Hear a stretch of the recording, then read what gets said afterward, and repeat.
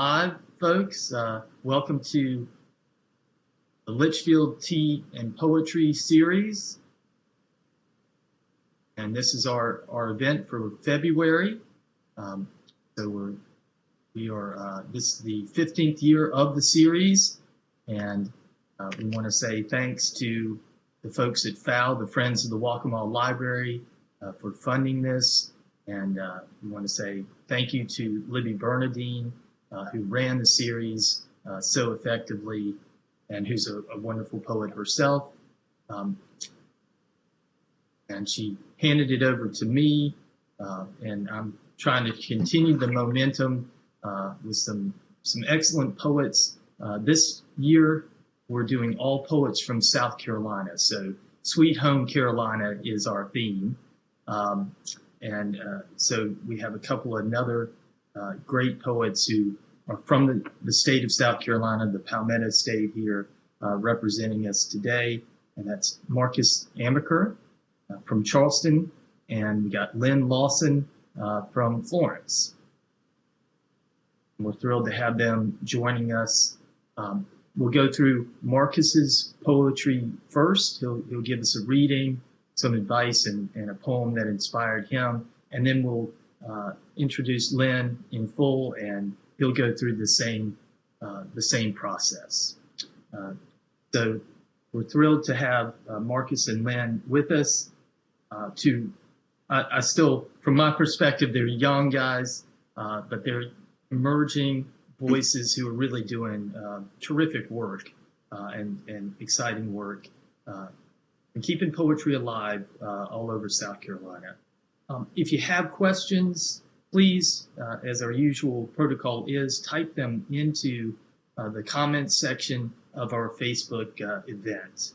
And this is a great opportunity to learn from Marcus and Len, who are educators as well, so we can pick their poetic brains and got a great opportunity to do that. So at any point you can type in your comment, and we'll have a short Q&A afterwards. All right. Well, thank you, Marcus and Len, so much for being here. It's a rainy day in South Carolina, but you're bringing some brightness and light to us. So thank you for doing that. And we'll start off with Marcus Amaker, who's sharply dressed in that wonderful fedora. Love the style. I'm a fedora wearer myself, but I've got these silly headphones on today, like an air traffic controller here. But we got Marcus Amaker, who serves as Charleston, South Carolina's first Poet Laureate from 2016 on. His poetry has been presented by the Kennedy Center and appears in the Chicago Tribune, Departures Magazine, Charleston Magazine, among many other venues. In 2019, Marcus won a South Carolina Governor's Arts Award and was named the Artist in Residence of the Gaillard Center. His 8th book of poetry is The Birth of All Things. He's also the award-winning graphic designer of a national music journal, No Depression, and an electronic musician under the alias Callaloo. So it's a very full resume and a very full life for Marcus Amaker. So Marcus, welcome. We're thrilled and honored to have you here today with. Yeah, thank you for having me. And a little known fact about this performance here is that both Len and I share the same birthday. We were both born on October 29th. So we got some Scorpio energy here, which is a good thing. All right, so I'm just making sure my video and everything is good, and I will start. I'm honored to be here. It's nice to be able to exercise this muscle memory here and get back to doing performances, even though I am in a soundproof room without any art, but this still feels good. I'm going to read about 20 minutes worth of stuff, maybe 19 minutes worth of stuff, but I'm going to start off with one of my favorite poems, and this is a spoken word piece by Ani DeFranco. It's called Fuel. They were digging a new foundation in Manhattan. They discovered a slave cemetery there. May their souls rest easy now that lynching is frowned upon. We've moved on to the electric chair. I wonder who's going to be president, Tweedledum or Tweedledummer, and who's going to have the big blockbuster box office this summer. How about we put a wall between the houses and the highway, and then you can go your way, and I can go my way. Except all the radios agree with all the TVs, magazines agree with all the radio. I keep hearing that same damn song everywhere I go. Maybe I should put a bucket over my head and a marshmallow in each ear and stumble around for another dumb, numb week for another humdrum hit song to appear. People used to make records as in a record of an event, the event of people playing music in a room. Now everything is cross-marketing. It's about sunglasses and shoes or guns and drugs. You choose. We got it rehashed. We got it half-assed. We're digging up all the graves and we're spitting on the past. And we can choose between the colors of the lipstick on the whores because we know the difference between the font of 20% more and the font of teriyaki. You tell me, how does it make you feel? They say that alcoholics are always alcoholic, even when they're dry as my lips for years, even when they're stranded on a small desert island with no place in 2,000 miles to buy beer. This is a little bit of one of my favorite spoken word pieces by Ani DeFranco, and I heard that in 1996. And I read that because that was my aha moment about being a poet. Before I heard that, poetry was always on paper. It wasn't really on stage. It didn't really have a microphone. And that really changed everything about writing for me. So that poem is the thing that made me a poet, really. I was writing like love poems prior to that, but now I write better poems, I think. I'm going to start off with something new. This is about the fact that I have a speech impediment. And I was reading about how Amanda Gorman has a speech impediment as well.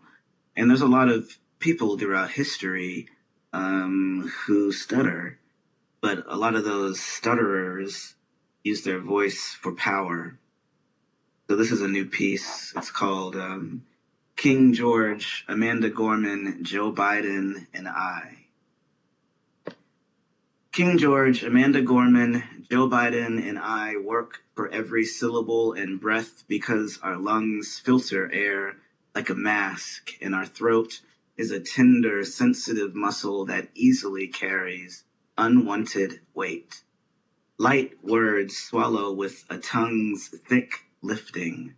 As I write this, some of the vowels diverge and sound different in my head before tripping to the finish line. Mouth adrift before stumbling through a stuttered mantra. Poets can be presidents.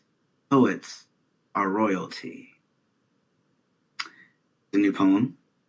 We're going to go all throughout the timeline here, my journey as a poet in my writing. Think of this as sort of like The Last Dance Netflix documentary where it starts in the present and then it goes back. And then it goes forward again, and then it goes back. We're going to go back to 2010. This is a poem I wrote called The Cloudbuster. I built a ladder to the sun before my feet were ready for the climb.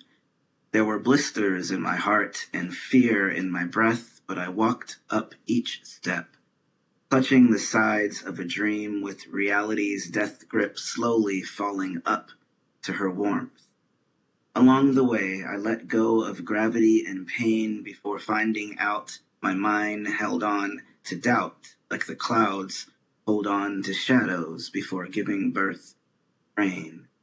I built a ladder to the sun before my soul was ready for the climb, but this time, ascension is not distraction, and this time I will not look down.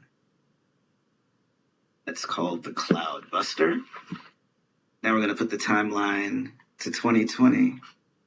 Like everyone, I was really confused around this time last year. It was actually March of last year when all the shutdowns happened.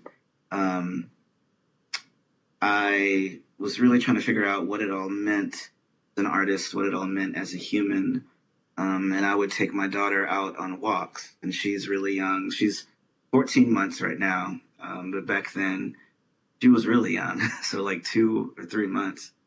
And I saw these people on the street, and it was almost like we were zombies. This was after everything shut down. And I wrote this poem. It's called 20 Till Infinity. Look at us. Footsteps making echo sound on sidewalks. Black men leaning in for a head nod instead of a handshake. Loneliness as survival. Curbside cocktails, men in masks walking, pit bulls, parents loving and loathing school shutdowns. Cigarette smoke dancing around silent porch gatherings. Physical and emotional distance paranoia as in, can the trees spread the disease? Ghost streets. Some of us taking slow breath in the middle of fast ration, dark mode option of the internet. Moms with strollers, coffee and cellular phones, bicyclists, letting us in on the midday sun secret. Still finding time to put on lipstick, mind and body going in circles, off balance, prayers up through pollution, Janet Jackson in headphones sampling Joni Mitchell's Big Truth chorus. This is how we chill from 2020 till. That one. I've been writing a whole bunch of poems, so we're going to put the timeline fast forward to 2021. But I'm not finished with a lot of these new poems yet, but I want to share with you the titles of them because I've been really focused on making the titles really good. I think that a lot of poets, or at least I, used to not really think about titles as much. I would really focus on the poem, but titles are important. So we're going to fast forward to 2021 later this year, and you'll hear these in some form. One poem is called Black Trauma is Not a Genre. Another one is Toxic Positivity. I'm writing a poem called Dolly Said No to Elvis and Yes to Whitney. Elizabeth Cotton Gets Her Flowers. If Prince Didn't Take Those Pills on April 21st. And another poem is called Alice Coltrane Gets Her Flowers. All of those you will be hearing very soon. This is a poem about Miles Davis and everything about Miles Davis. We all know and knew that he was a brilliant musician, but we all know and knew that he also beat all of his wives. Was not a good person. This is called Francis and Betty and Cicely and the Others. As if the ability to blow into a horn is more important than the ego balloon it took to suck the air out of a woman's voice. As if Sketches of Spain is anything but a masterpiece. As if calling yourself the Prince of Darkness is something to be proud of. As if any moonlight could compete with the power light on my CD player the first time I truly understood jazz illumination. As if the only hits some women will remember you by are the ones that were fist print to skin. As if any rock band could compete with the balls of bitches brew. As if we are all enablers of dark behavior by not replacing genius with narcissists. As if you weren't a fighter who boxed his way through life and landed every punch. As if you didn't make an impact on every genre in my record collection. As if you never really knew what love was. So those two things can happen at the same time. light and the dark.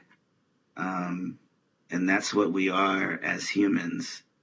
He was a jerk, but he was also a genius. All right, I'm going to go back in time again. Go back to probably 2009. And we just had Valentine's Day. And this is a love poem called Until the September Equinox. In the winter, I will watch you from afar and fall to bed, wrapped in the warm, woven folds of anticipation, then wake up and wash off the crimson that kissed me into colorful dreams. In the spring, I am awake and in bloom, a beacon for your light, a bird in flight, floating along the winds of change. In the summer, we are careful yet careless, burning deep fires of mystery, sweating from the proximity and scared to burst into flame. In the fall, you are the queen before the sea, and the branches of doubt that fall away from me, in the quiet, cool air that whispered the birth of our love. Love poems. I used to only write love poems. All right, so I'm going to read a few more, and I appreciate you all listening. I can't really tell, but I hope that you all are enjoying this, and I hope that everything looks good. I know my hat looks good, but I hope that the video and everything is all right. This is something I think about often is trauma, especially as a Black artist. We are gifted with the ability to really feel things, put things onto paper, express things to white people about racism because we've all experienced it directly or indirectly. Trauma is something that's asked of us, and I think it's also celebrated as well. And I'm writing a poem about that. But this is something where I reached deep into myself and thought about a trauma as it pertains to Emmett Till. This is called, And They Say the Opposite of Love, Fear. Something about the name itself speaks symmetry, duality, and repetition. Emmett Till. 2 E's, 2 M's, and 2 T's in the first name, 2 L's in the last. He lynched in the year of 2 5s in MISSISSIPPI. Black poets have 2 things to write about, love and this, the fear that we can be nothing more than what happens over and over again. This one is called The America I Know Could Use a Good Cry. And it's in my latest collection, The Birth of All Things, which I'm very, very proud of. And I appreciate all of you who have supported this book. I'm really kind of surprised at how well this book has done. It feels really good. So thank you all for the support. This is a prose piece. I met America at a neighborhood bar. He offered me a shot of rum, and I reminded him that Captain Morgan was a slave owner, so the bartender awkwardly slipped another liquid lie down my throat. I ordered another drink and was channeled by dark spirits, the courage of Black ghosts who haunt American dreams. I told him I loved him, and I wanted him to sleep well, but I know I've been in your nightmares, I said. I want to be your friend, but only if it's a deep relationship, only if you show me that you are not scared of your baggage. Bring your whole history to the table. America cracked open another beer as a tear ran down his face. He said, I was born in a house not my own, and my fathers demanded that their portraits hang on every wall. White paint covers each brown brick, and our backyard is a museum of unmarked graves. Despite this, a garden grows, I said. and every home can be torn down and rebuilt again. But I've been told I shouldn't completely let you in, he said. Some people in my family stand in the doorway blocking the entrance. He left before I could tell him that my people have a history of finding ways inside broken spaces and making them whole again. And the last thing I'm going to do is just give my advice, writers. Thank you all for listening to me. Again, my name is Marcus Amaker. Latest book is The Birth of All Things. You can find it at newpoetrybook.com. I like to buy URLs that are easy. But my advice to writers is to own the narrative. You don't have to go through a major publisher to publish your book. There are a lot of tools out there for a lot of us to publish ourselves and own the narrative.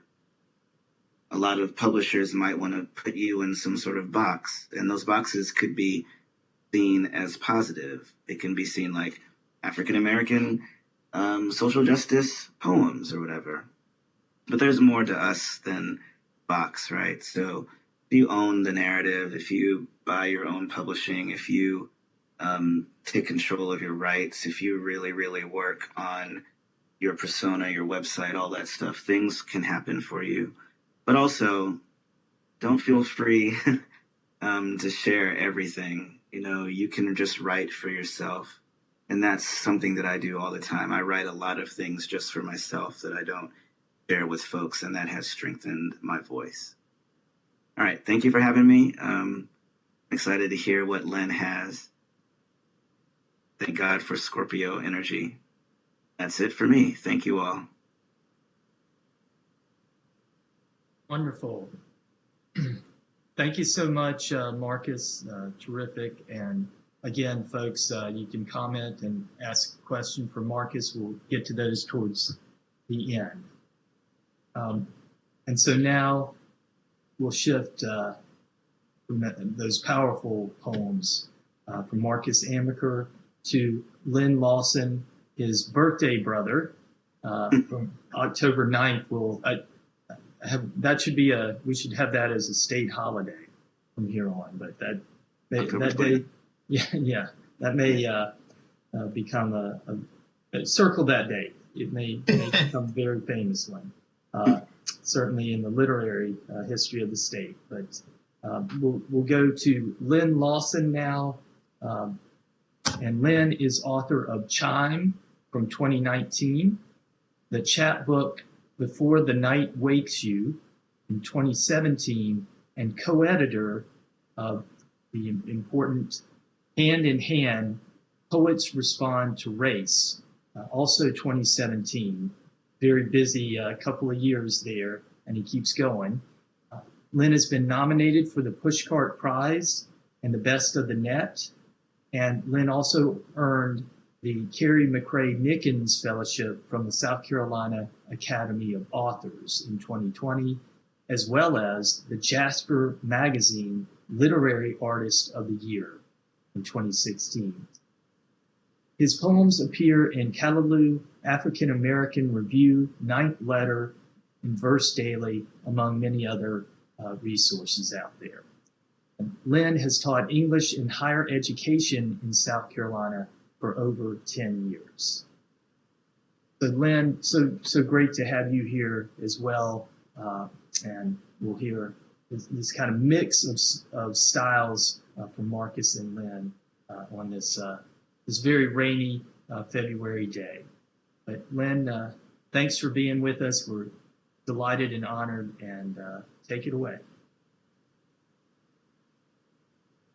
Well, thank you. This is a wonderful opportunity to share with the Litchfield Tea and Poetry community. I hope everyone can hear me. So this is actually my second time reading for Litchfield Poetry. I think back in 2016, I read with Jennifer Bartell, and that was a wonderful experience to actually be in person at the Waccamaw Library. But this is just as good. we're having to adapt to new things here with virtual presentations. So I'm going to get started. The poem that I want to share from another artist is a poem from Kwame Dawes's book Wisteria, and it's called Hawk. Old Mama talked with her fingers, dipped her liquor till time stopped. Old Mama smiled rueful days, whispered her secrets always to the faithful wind, always going someplace, coming back forgetful every time, of whose lips it had kissed, whose secrets tasted at midnight. We've lost Mama to the wind. She left clothes, shoes, pills, and a bag of funky stories behind, buried in her underthings, her hairpins, putting her away, smelling her presence. We break into songs, weaving her sentences together, like the clumpy plaits she made of our hair in the soft of kerosene light. At the graveside, we stare at the swoop of predator jets circling the base, and Maud walks with Mama's limp, favoring her right ankle like Mama did, muttering about the way it twisted when she ran from the snort of a white stallion on that slate gray Carolina dawn when the cotton fields were blanched and the wind was passing by quiet, quiet, the diving hawks still screaming.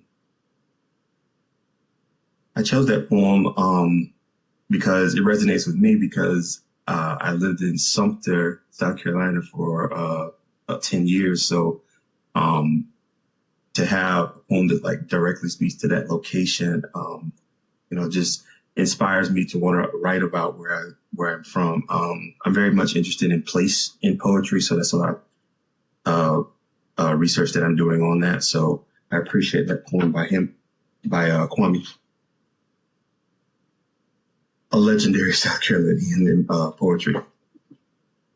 All right, so I'm gonna read some of my own work for a little while, if you don't mind. These are like newer poems, not necessarily in a book, but they may be found elsewhere. I had the opportunity to do a fellowship at the Waccamaw Center for the Arts in North Carolina, and had an opportunity to visit the North Carolina Hall of Fame for literature, and this poem comes from that. So it's called Harriet Jacobs and Maya Angelou Sit Together in the North Carolina Literary Hall of Fame. And for the duration of their stays, their mouths will be closed. Yes, they can embrace. Yes, tears can shed and be kissed each other's cheeks and wiped away to soften the dry wooden floor of the Boyd study at Weymouth. Naturally, their arms may be folded and their legs crossed, their necks crane around the 19th century room, and their backs marry the regal velvet recliners. They even slip off their best heels to arouse their souls on the vast carpet with the rippling waves of an Atlantic that brought their ancestors to bear on these Carolina shores. Yes, they could volley their best quotes back and forth like Althea Gibson across the mahogany coffee table between them. They could exchange banter with the calculated breaths from lungs that have breathed in both the sweet air of love and the toxic plumes of hate. Dust off their ageless memories for stories that could fill the entire plantation house. Yet each lady understands the priceless value of silence. Harriet, confined beneath the creaky floorboards of her grandmother's home, took almost a vow of silence to eventually shout the praises of freedom. As a child, Maya took the relay of that same vow when her abuser was murdered, thinking she caused the man's death.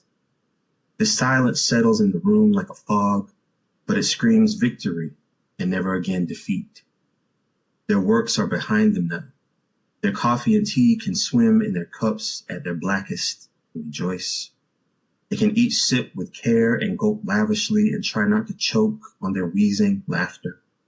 They can shuffle to the window and see no crops to plant or harvest. Their words have made them free. Their lines of verse and prose have sustained them. Their endless words, now called document, have been preserved for all time. Enough words to usher generations to their knees before them, offering congratulatory gratitude for their impossible journeys. Each has filled the earth with words to brand the soul. But in this little room, with their peers on the walls, and more like them soon to come, neither woman ever needs to utter another mumbling word. I was thinking about that poem lately, and I was thinking, well, the adverse of that would be, well, are you saying that they should be silenced? And like kind of this poetic conversation I have in my head sometimes. And I'm like, no, does not say that they should be silenced. It's like they don't have to say anything anymore because they've said all they have to. So this next one's called Love Me Like Your Guns. I'm as black as they. I'm your trophy above the mantle. I'm your side piece, your holster.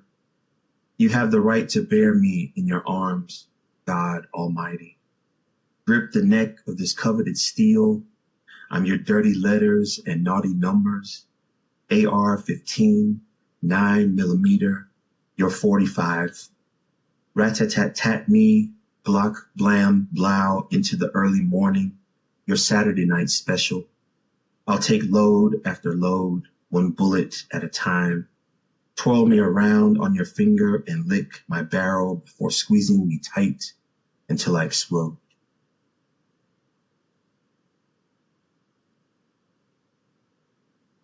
So this is another sort of tribute poem. This was written before the whole liberation of Aunt Jemima and Uncle Ben from their products that they were endorsing for decades. So this is actually based on an art piece by Renee Cox called The Emancipation of Aunt Jemima and Uncle Ben. I'm writing a comic book, 2 characters, one man, one woman, both black. The woman can look like Storm from X-Men, holy white hair down to the waist, chiseled from mountains, her speech eloquent with the king's English, yet able to click and roll her tongue with her African language. She commands attention with a perfectly sculpted midriff, bridging the rise of ample breasts and firm glutes, thighs and calves rock solid, biceps and triceps in peak form, deltoids like granite. She wears black thigh-high boots and the black rendition of Princess Leia's brass bikini. By her side, another god, Luke Cage in all black, chiseled from bronze, indelectable, his bald dome intense, the bulge in his tights is a lady's dream. Nipples perked, knees locked and ready for action. But do they really need flight? Do they have to bend steel or shoot lightning from their eyes? Can they just be? I just want them to exist. The drawings on the pancake and rice boxes were supposed to be my heroes. I was supposed to believe they had powers, to serve at master's table, to cook and feel pride in serving starch to white folks. I was conditioned to believe these were black icons, respectable representations of my existence, my past, bridge to my future. Like most American folklore, these began in infamy. I'd like to believe these caricatures were mild-mannered secret identities of heroes. Under her headscarf, a crown. Under his bow tie, a gadget of destruction. Beneath their wrinkles, the grace of youth. Percolating past the pasted smiles, righteous indignation. I like to believe they are not just happy to be used for consumption in capitalism. They don't feel humble for being trapped on the boxes. They don't bless every day their skin mirrors the texture and complexion of the products they're made to peddle. They don't believe the quality of the dishes they are chained to in caged circles in the corners of boxes are better than any other. I'd rather there be white faces on the labels instead of exploded prisoners. I want them to understand the irony of their labels, that the products branded on them are the original. Wait, that can be their team name, the singular title given to them together, the drawings of their blackness becoming real for the first time. Do they really need storylines? Do they really need words? When I say I'm writing a comic book, I mean I'm writing a story in pictures. They tell something greater anyway. I see them killing their masters, destroying the poorly constructed narrative around them, banishing blaxploitation backward in time from Foxy Brown and Superfly to the first narration of a happy slave in a textbook. Just let me frame them, construct them, mold them. No, not again. Just let them live the way they wish, the way I want to live. Outside the boxes, off shelves, off tables. I want to be free, even free from cataloging this wicked history, free from this pen, these computer keys, rescued by the original.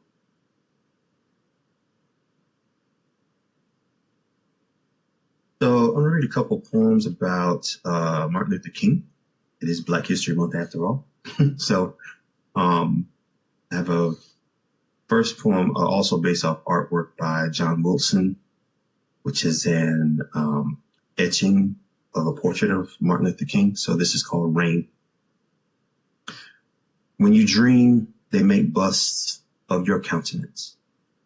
When they imprison you, they chisel every type of stone out of your body. When they murder you, they make you a god, tell tales of lightning in your eyes and fingertips, flames from your nostrils, icy wind from your breath, down to your last. They cover your sin, murals in your honor, crown you the king you always were, just not then.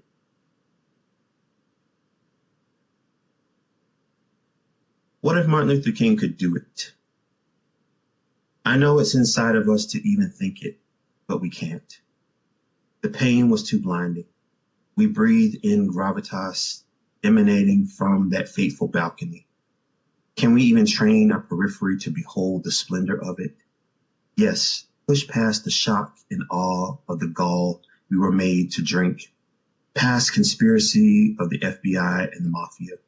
Yes, see that same hand waving on stage at the multitude facing them. Yes, see that magnetic smile and hear that hypnotic, dusky voice. Yes, can you see it on the balcony? Gunfire reaching that upraised hand. Bullets ricocheting in protest back to their master. What if he could do it? 10,000 angels answering his signal. A blinding light around his countenance. Jesse, Hosea, and Ralph falling to their knees, trembling with fear. Let this blind our eyes instead of the pain from loss. Now, what do you see? What white bullets through black flesh leave behind every time on the other side? A mournful myth, a splintered folk tale, unanimous sainthood signed in hot lead. Okay, I'm gonna do a couple of more. Hope everyone's still with me.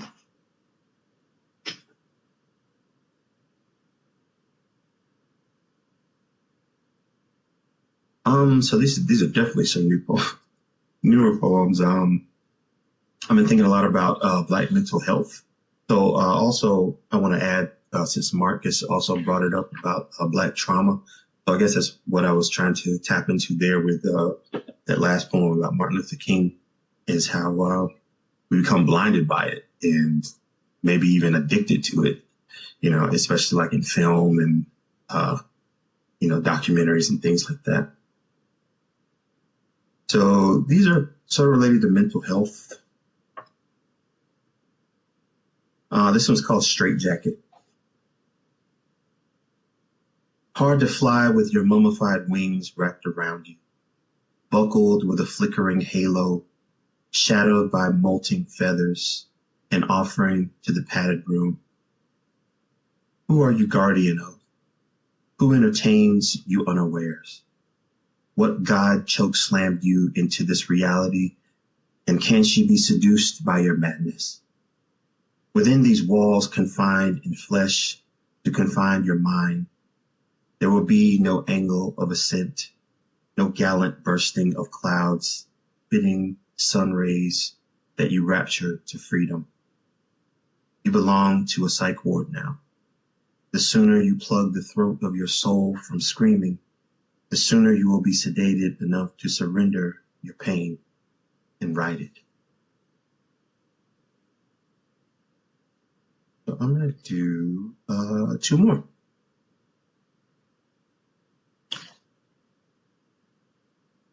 Seizure. Somewhere between the laugh and a tear, black bodies jerk, writhe, referendum on breaths, glitch to implode time, dare to reverse it, inevitable tremors churning their spines, ringing synapses, assembly line of nerves, viewing electrical surges through clouded eyes, dangling on mercy string with the vigor of a blooming orchid. When the orderlies gag, squeeze, snatch you back across continuum, tell us, black souls, where did you go? How did you survive? Why did you return? Who implored you to escape your capture? And so a little tidbit of writing advice, I guess, before the last poem would be to take risks in poems. A lot of times I'm actually afraid to write some things that I actually try to write about. But it's good to take those risks, to not have to follow a form, or to, similar to what Marcus was saying about publishing, to take that initiative in your own work. You know, it doesn't have to look like your favorite poet's poem. It can just be something new and innovative, and just freestyling, or, you know, trying something new. It's always a good way to get those ideas flowing. And again, like he said, it doesn't have to see the light of day. It just be for you. So I get dinged for my poems being depressing, so this one is a happy poem. We're going to end on a happy note. So this is called Happy Poem. I think we're going to end on a happy note. We'll see. Lord, I feel good today. I'm Ice Cube. Today was a good day. Steady mobbing today. I'm outcast, so fresh, so clean today. I got me a woman and she tells me I'm her world. Best thing since sliced bread, I'm the loaf today. I feel like a million man march in my soul today, because everything is going to be all right, be tight, and out of sight. Give me 5 on the black hand side. Can't nobody hold me down except this honey-colored honey by my side today. I'm feeling Freebird today, and every plane with a band will land as planned. I'm high, ho, to wherever I want to go, zippity-doo-dah and chim-chim-chiree. I'm lifted, I'm gone, and I ain't coming back without a diamond toe tag. Excuse me, do you ever write any happy poems? Oh, yes, ma'am, I do, and this one's for you, too. Today means I'm headed eyes wide open into the sun, or an eclipse. Yeah, but if we must die, no, not today. Today we shine like gold dollar pieces for eyes. Today we smelt gold teeth into our veins. Every noose around a neck is now a dookie chain halo. Excuse me, will your poems ever be happy? Ain't you been listening? I am happy. I'm Pharrell happy. Dancing in the street happy. I'm walking on sunshine shining. I'm Stevie Wonder, isn't she lovely? Happy birthday song happy. I'm Happy Gilmore, get in your hole happy. I'm so happy, it won't last. I ain't going nowhere, not even into tomorrow. Thank you very much.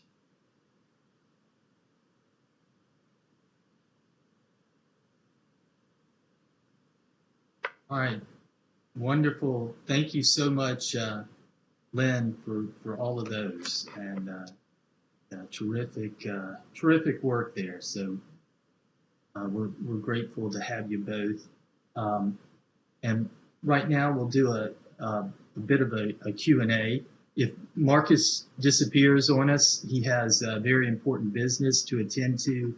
He's on the Emmanuel 9 Memorial Board. and so he has a virtual event to handle their meeting in a few minutes. But thank you for being with us, both of y'all. Just a beautiful range of poems, beautiful and brilliant, that you gave us there. And we do have a question for you. So let me read this out. And well, first of all, some words of thanks and praises. Bravo to both of you, Marcus and Lynn. Fantastic poetry and thought-provoking subjects and turns of phrase. My question is, how do you take all the themes and emotions of the poems and distill them into these short, sharp, wonderful, ear-catching titles? So, Wow. Yeah. Yeah. I will wait. So it was ear-catching titles, or was that? It does say Cool. all the themes and emotions of the poem and distill them into the short, sharp, wonderful, ear-catching titles. Okay. Yeah. Yeah. Thank you for the praise to that person. I really appreciate you interacting with us and really, really listening. I really enjoy writing titles as much as I do the poems itself. And for me, I always just keep in mind not waste any words. So that comes in the writing of the poem as well as the title. But I think that the title is always fun because you can give people another clue to what the energy of the poem is through the title. You can be a little mysterious in the poem and transparent in the title, and that can really clue you into what's happening. So for me, it's the titles of each poem. It really relates to what the poem is about. Like, there are so many poems that I've written that are pretty transparent. Like, there are no really heavy metaphors in it. So that to me means that, the title should actually be a little bit clever. I always enjoy throwing people off a little bit too. So yeah, so the title can serve many purposes, and usually it's poem by poem basis. But that's just what goes through my mind, is being another clue to what it is about, but also throwing people off a little bit too. So my thought on it.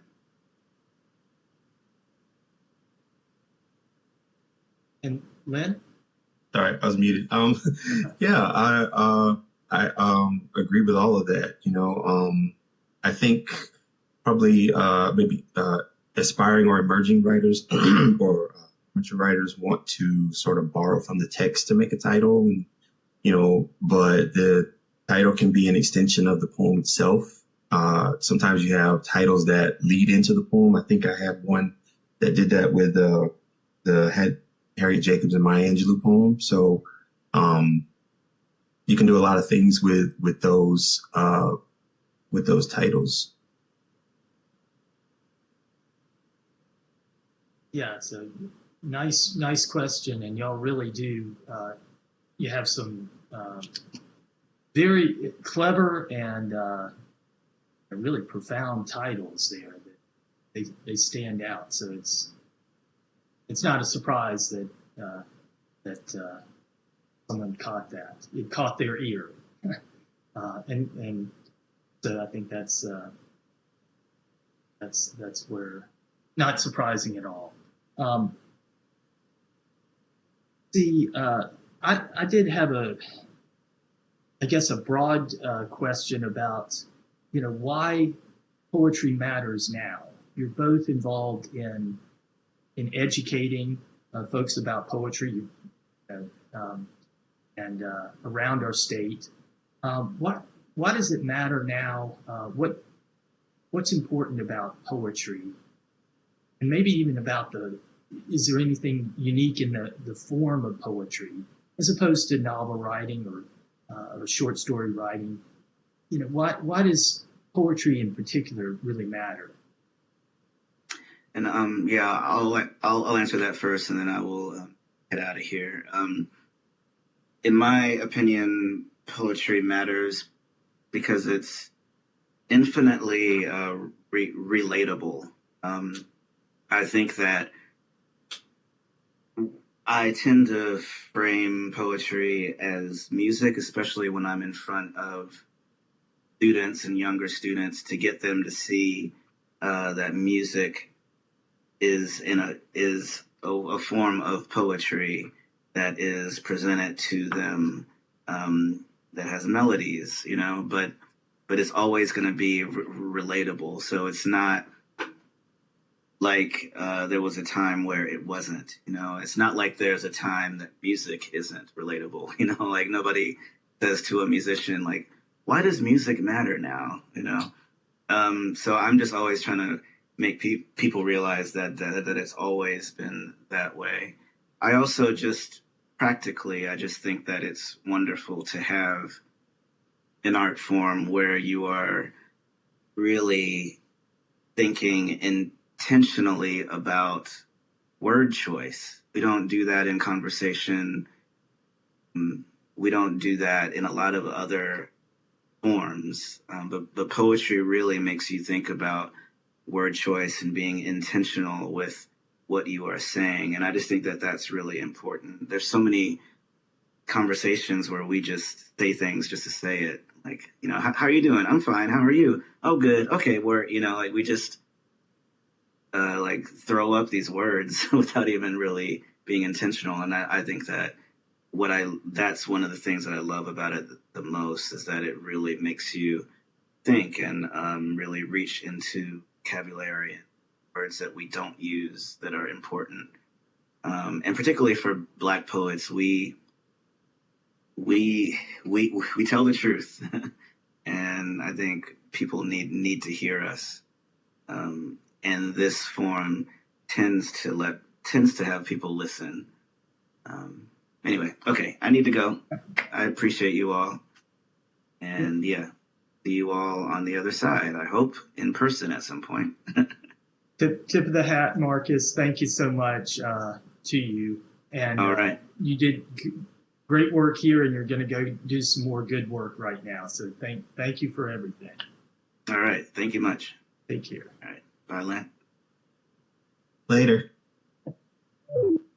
Lynn, thanks for It's just us. sticking around with us for just a touch more. And what would do you have a response to that question? Why poetry matters now? What is it about poetry counts? Yeah, I think what Marcus said was was poignant and relevant. Just when my follow-up question would be, when was it not, or when did it not matter? When was it not relevant?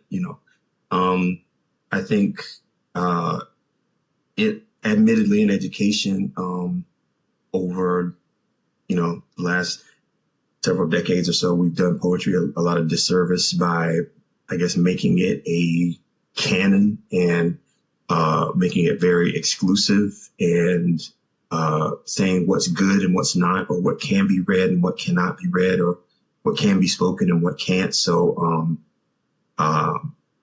as Marcus said about music, music is universal. So as all the arts are. So it's like poetry has recently gotten a shot in the arm, of course, with the inauguration and, of course, the brilliant Amanda Gorman. But, it's been relevant. It's a way of interpreting the times, of translating what's happening in society, a way to understand the perplexing things, the inexplicable. So poetry has a way of just disarming a lot of preconceived ideas about things.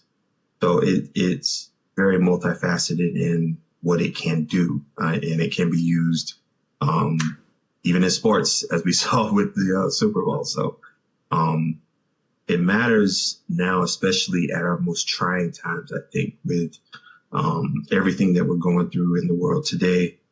It can give us comfort. It can, help shield us from things. and give us a reason to go on. So that's why it matters, I think. Yeah. Nice. So to both Marcus and your responses, very compelling reasons that poetry goes on, and it's never been out of our consciousness. It's there in music and religious texts and in poems themselves. But there is, as you mentioned, for a while we did that disservice by teaching poetry as if it were an exclusive realm or a kind of elite space. But that's why the work that you are doing and that Marcus is doing is really important, because you're proving that it's for everyone. They can listen, they can join in. They can participate. And it's important and about important topics. And that is, both of y'all. This is Black History Month, as you noted, and both of y'all had some amazing historical and cultural Black figures that all interwoven through the life of your poems, like Harriet Jacobs and Maya Angelou, and Miles Davis, Martin Luther King Jr., even Uncle Ben and Aunt Jemima get in there, in a critical way. So that's important to note as well. But how do you, Marcus talked about not fitting in easily into publishers' boxes.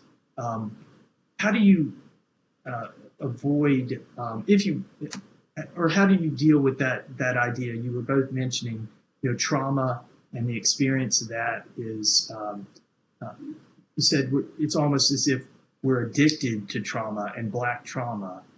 How do you negotiate that so that it,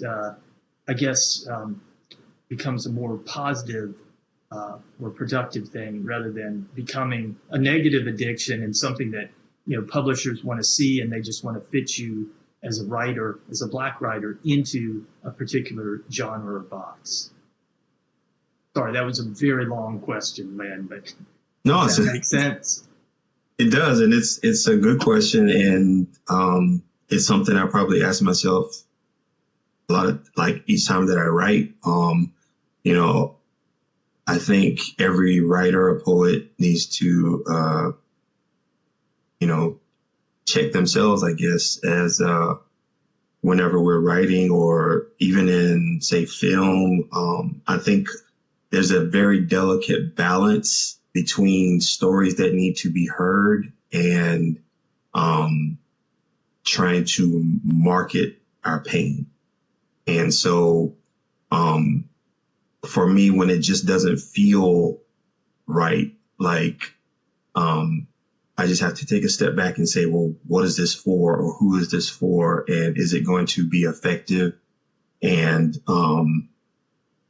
or is it going to change anything by just exploiting or telling more of the same pain? But at the same time, on the other side of the coin, until people are able to understand, hear, and articulate the pain of Black people and people of color, then these stories still need to be heard, and that's unfortunate. I mean, I have to bare my entire soul and show how I've been disenfranchised, depressed, underserved, in order for my basic needs to be met, or my basic rights to be verified or gratified. So it's American history, unfortunately. So it's a very delicate balance. So I just think that as an African American writer, everyone just needs to add what they can, but also have that critical eye to see, what it's going to do, what the work is going to do. Is it going to be uplifting? Wonderful answer. Thank you so much for that. Yeah, brilliant response. That delicate balance, but it's important and important work, and you have plenty of stories that do need to be heard that you're getting out there. So, well, it's wonderful to have Amanda Gorman put poetry in the national spotlight again, and you and Marcus are doing a great job in the state of South Carolina, really putting the spotlight on poetry and bringing it to center stage. So thank you so much for that, and thank you for being on center stage with us today for this Litchfield Tea and Poetry session. And we'd love to see you again sometime, hopefully in person again one of these days, but this is the next best thing. So thank you so much, Lynn Lawson.